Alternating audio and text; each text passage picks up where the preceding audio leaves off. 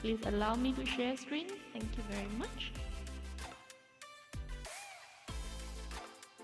I hope the screen is visible to everyone. And I hope I'm also audible to everyone as well.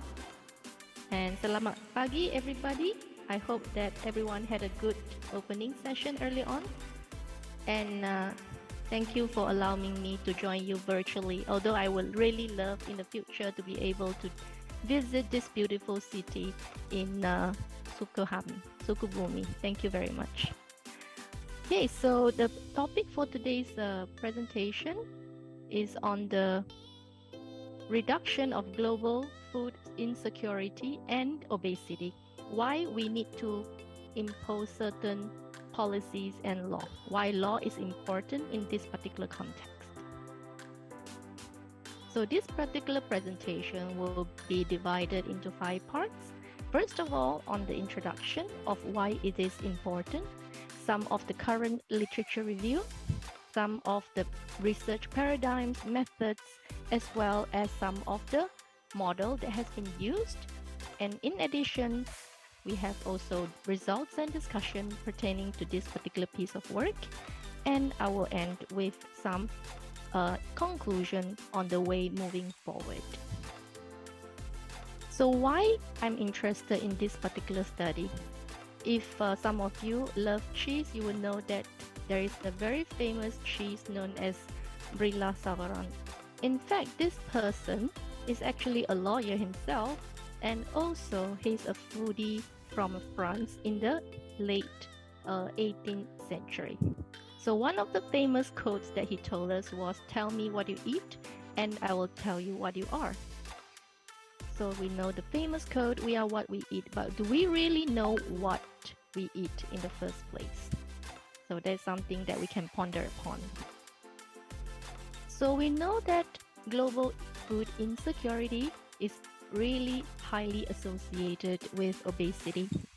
We know that high calories and palatable food are generally consumed by low food secure population. We know that we all have this particular sweet tooth for desserts. We have this particular inclination to eat deep fried fatty food because sometimes our brain is not controlled by our stomach and our palate as well. And also another point to be taken into account is that low knowledge as well as low time and resources will lead to certain low food insecure population to experience certain ways of eating in their daily lives.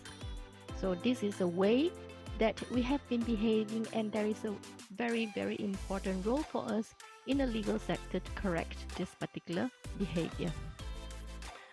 So let's look at some of the little statistics that we have here.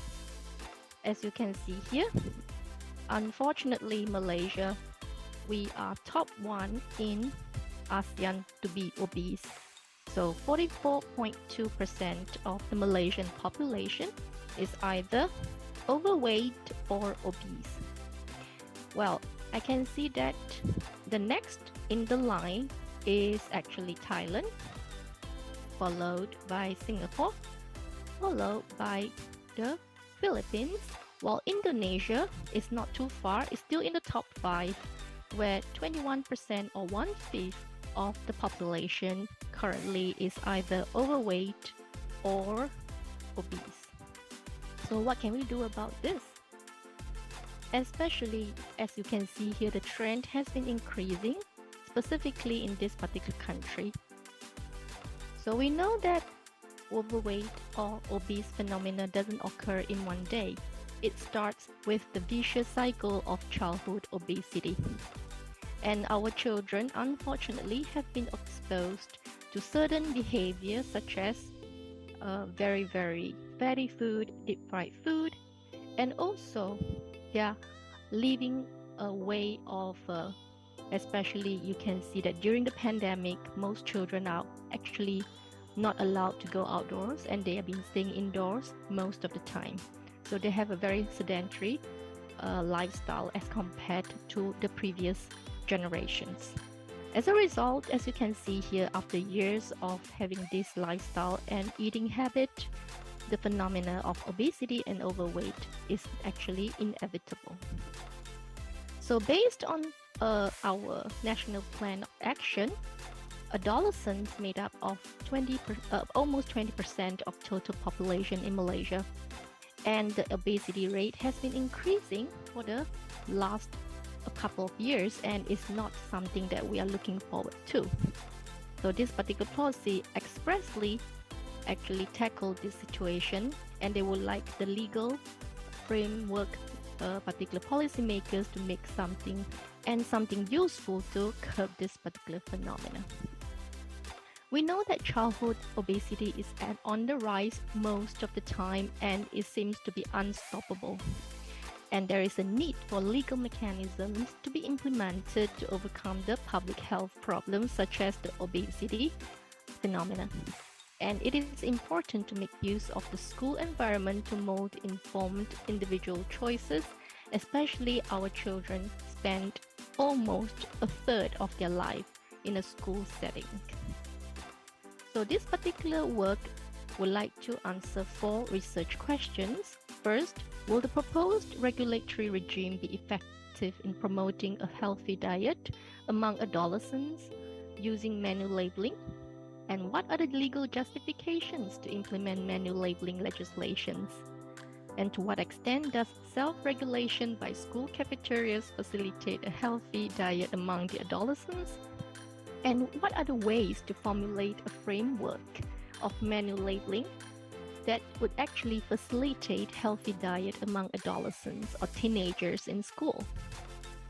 So some of the research objectives are to determine the potential effectiveness of the proposed menu labeling regulations, and most importantly, to analyze the legal justifications both in international and national laws in implementing menu labeling regulations.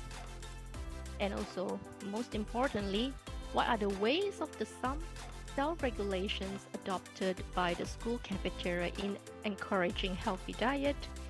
And most importantly, lastly, is to propose a framework to increase the use of menu labeling among adolescents to promote a healthy diet. So this particular piece of work employs 3 qualitative methods, including critical analysis of legal text, in situ interviews, as well as focus group discussions with the adolescents who are involved in this particular study.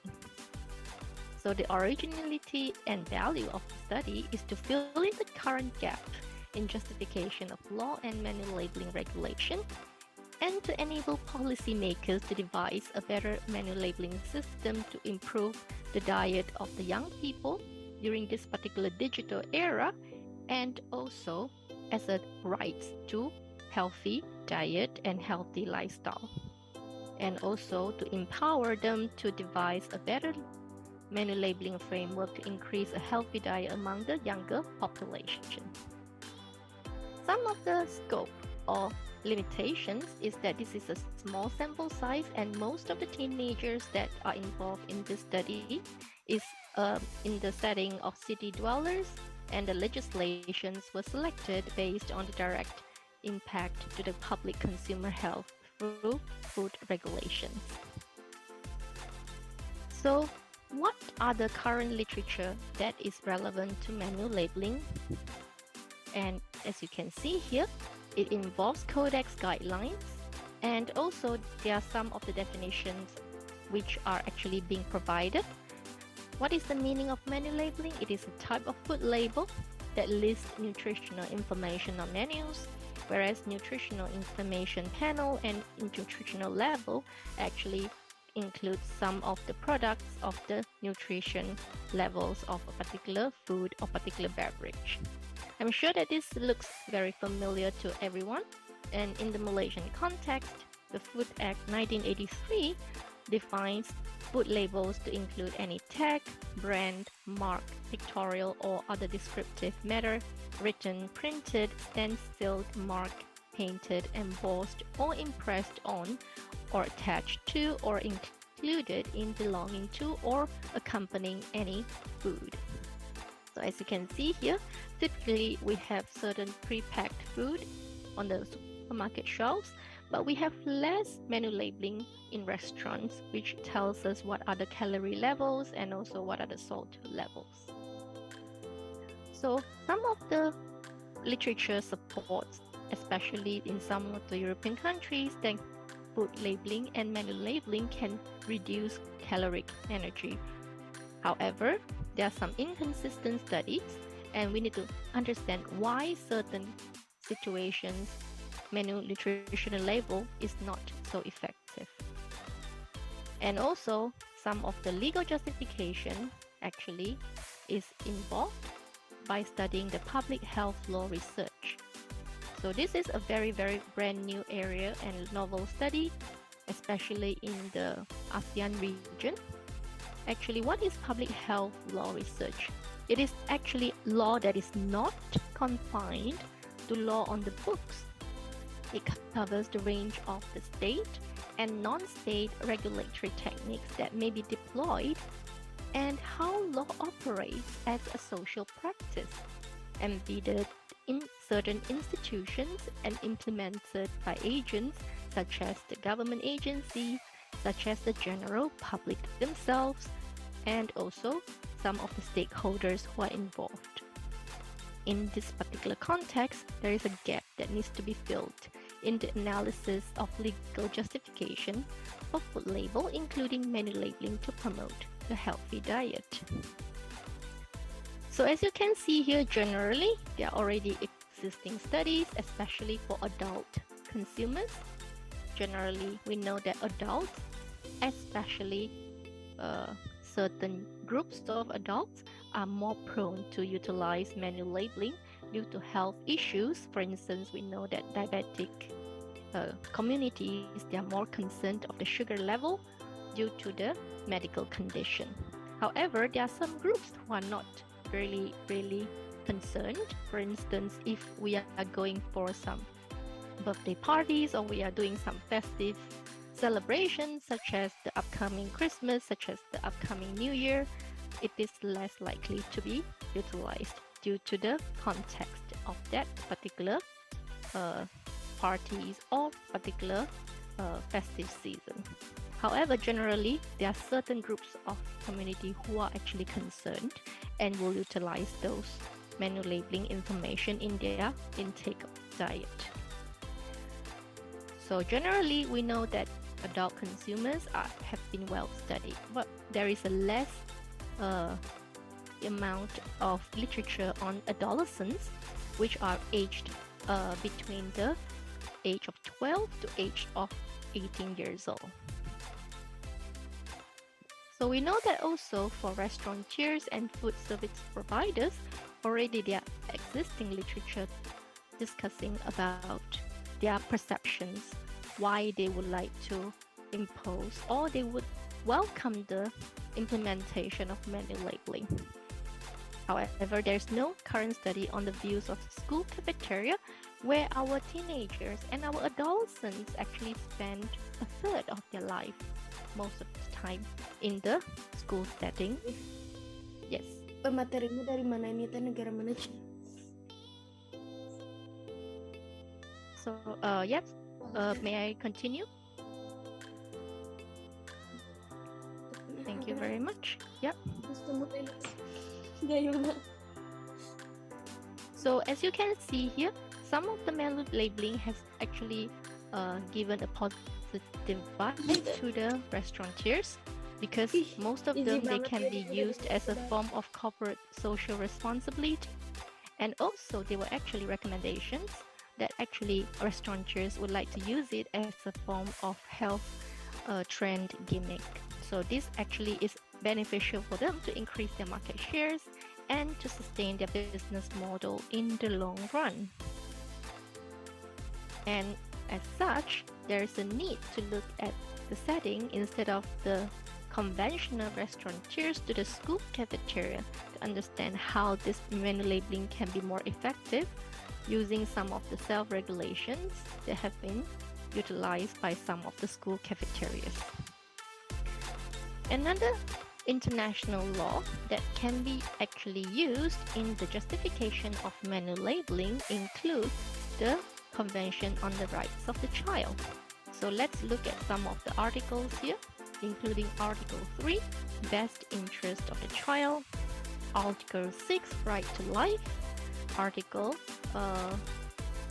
12, 13, 24, 27, which are all pertinent to the rights of the child in terms of sharing information, in terms of good quality healthcare, nutritious food, and also right to the standard that is particularly important to the development with proper nutrition. And also Codex Alimentarius, which is the backbone of most of the food laws all over the world, which has been devised by the Food and Agricultural Organization jointly together with WHO. Article 1A expressly states that the Codex Alimentarius Commission shall be responsible for making proposal for the purpose which is protecting the health of the consumer and also ensuring fair practices in the food trade. Again, they uphold the rights of the consumer in terms of their safety and also to ensure the producers are actually being treated fairly in terms of no or minimizing forced labor and also minimizing the impact to the environment. In terms of national law, there are also 5 main acts such as the Federal Constitution of Malaysia, Article 5 on the right to life, which is in terms of quality life, Food Act 1985, Contracts Act 1950, Sales of Goods Act 1957, as well as the Consumer Protection Act 1999. So how do we use certain techniques or certain paradigms to improve this particular regulation to promote a healthy diet? So the technique and the paradigm that has been used in this piece of work is through the theory of participatory research as well as youth empowerment. And also we will have a look at some of the potential issues that are currently being faced by our food service providers, especially the school cafeterias. The research paradigms that have been used include constructivism, critical theory, and also most importantly, participatory research in involving the adolescents in devising some of the strategies. So as you can see here, in order to achieve research objective 1, which is to determine the potential effectiveness of the proposed menu labeling in facilitating a healthy diet among adolescents, the method has been used, which is focus group involving more than 20 adolescents. In order to protect their privacy and also anonymity, I'm only showing you the photo that has been actually modified. So as you can see here, these focus groups were actually conducted before the pandemic and we had a physical face-to-face session. And during this particular focus groups comprised of adolescents aged between 12 to 16 years old and also some of them a mixed gender, a balanced mixed gender, in discussing why they are actually not interested in menu labeling, some of the points why they resist in using it, and they also propose some of the ways that could actually enhance the utilization of menu labeling among themselves. In order to achieve the second research objective, which is to analyze the legal justification both in international and national law, the methodology that has been used is the critical interpretation of legal text. This is traditional method of doctrinal research. Okay, so as you can see, we already discussed some of the national and international law, including the Codex Alimentarius as well as the Child Convention. In order to achieve research objective 3, which is to determine the self-regulation adopted by the school cafeteria, as you can see here, we utilize the in situ interviews, which is again critical in order to understand some of the challenges being faced by the school cafeteria operators in providing this menu labeling platform and also in providing healthy diet as well.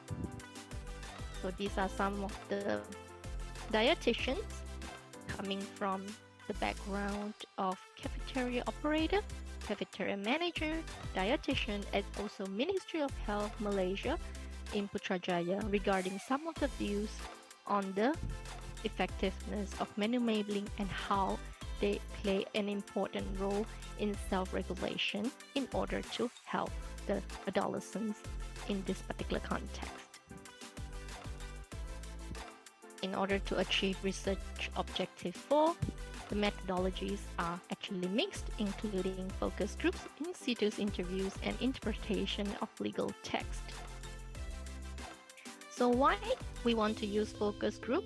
The reason is that you actually get a chance to go to the front line and speak to the users of this menu labeling law to understand why and how they would like to use it, or how actually they are being stopped or being impeded to use those regulations. It will actually help to understand what are the obstacles and ways to overcome their resistance in this particular context. And during this age actually is the age of evolution and age of improvement, and this is a critical age where they are going to their adulthood, and this is the age where they are actually more prone to positive change if they are given the right enzyme and incentives as well. And we have to empower them to make those changes for the betterment in this particular context of public health. Some of the challenges that have been encountered during this particular study is the issue of institutional human ethics approval, negotiating access, and securing consent, especially from the parents of the adolescents, because not all the parents are fully supportive of the children being involved in certain focus group discussions. And some of the challenges also include the promising of anonymity and confidentiality to minors who are adolescents and also their parents as well.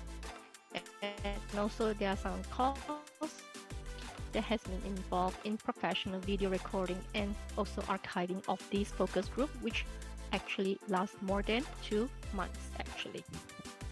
But eventually these challenges were overcome with the institutional support as well as some of the guidelines given by the university policies as well.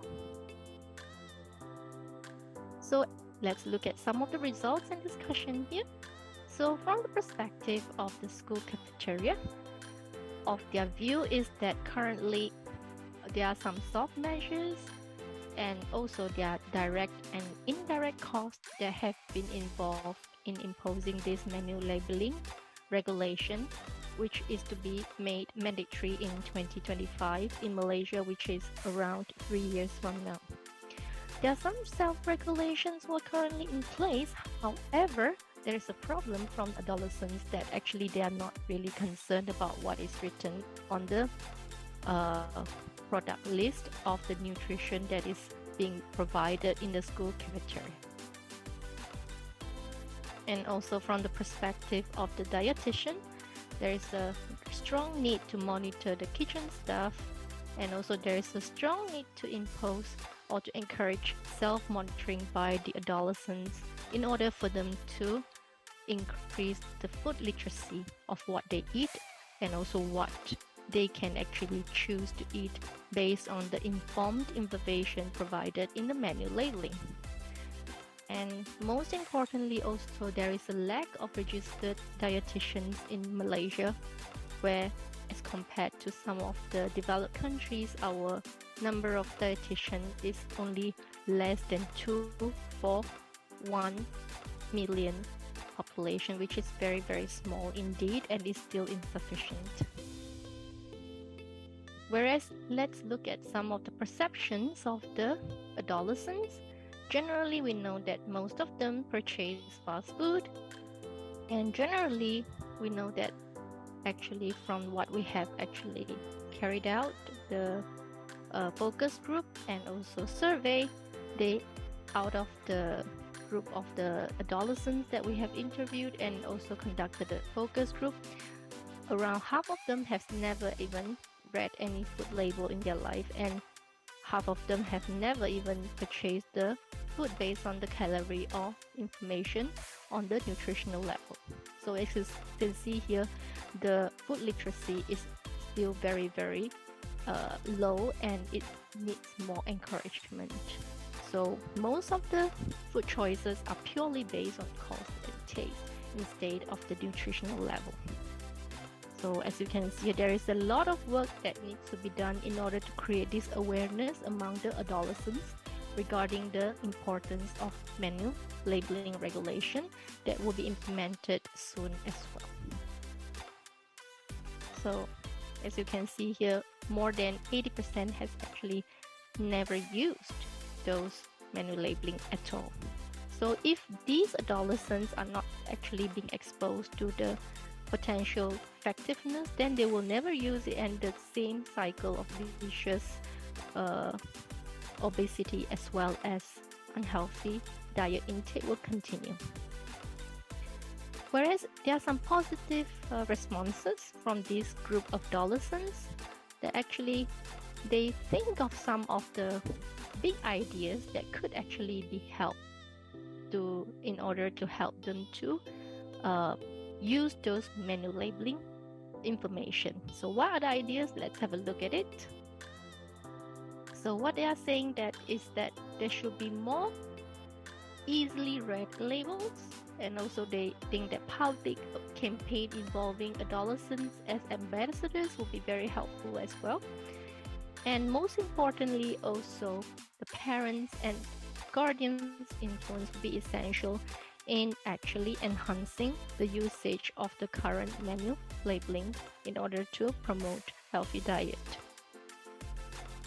So one of the big idea is to encourage mobile app use and social network in order to use it as a form of snapping picture with all the easily read nutritional information being generated instantaneously, and make it simple and use color coded such as the traffic light system, red being the most highly contain calories or salt, the green with least green this salt as well as the calories contain. So these are some of the international laws and national laws that have been discussed, where there is ample justification and clear justification on the continued use of menu labeling regulation in this particular part of the world. And also we have identified some of the obstacles in implementing this particular menu labeling, which includes lack of role model by the guardians, lack of nutritionists and staff, inadequate knowledge of some of the cafeteria operators, and also operational cost to the canteen or school cafeteria operators.